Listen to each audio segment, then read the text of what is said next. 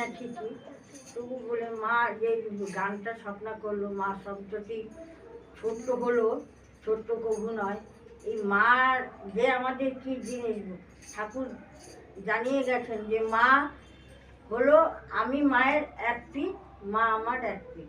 তাই জানি বড় মা খুব মানে বাচ্চাদের খুব ভালোবাসতেন।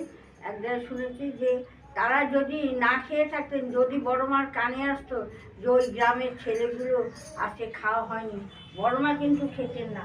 তার সহচরীদের নিয়ে বলতেন চল তো ওই গ্রামে দেখে আসি বাচ্চাগুলো কী করছে। তিনি পোটলা বেঁধে নিয়ে যে তিনি নিজের খাবার পর্যন্ত নিয়ে গিয়ে সেই গ্রামে ঢুকে সেই বাচ্চাদের যারা যারা অভুক্ত তাদের খাইয়েছে। এইরকম হলো আমাদের বড় মা। তা আমরা কি সেটা করি? আমাদের ঘরের বউরা কি সেটা করে না। বড় মা ছিলেন পরে দুঃখ দেখে, তিনি যেমন ঠাকুরও পরে দুঃখ দেখে দুঃখ পেতে, বড় মাও কিন্তু সেই রকম পরে দুঃখে কাঁদছেন। কে খায়নি, কে কার অসুস্থ, এই ওর শরীর খারাপ হয়েছে, ওকে ওষুধ দিয়েছিস। তিনি নখদর্পণে খালি ঠাকুরকে তিনি রাখতেন না, তার আশেপাশে যারা ছিল তাদেরও তিনি নখদর্পণে রাখতেন। কে কীরকমভাবে আছে তিনি সবসময়ই, অমুকের নাম ভুলে গেছি আমি অবশ্য, অমুকে কীরকম আছে, তার জ্বরটা কীরকম হয়েছে, সে শুনছিলাম কালকে খায়নি, কেন খায়নি, এসব খোঁজ নিয়ে এসে আমাকে বলতো। এই ছিলেন আমাদের বড় মা। তাই আমরা যত বড় মার মতন হয়ে চলি।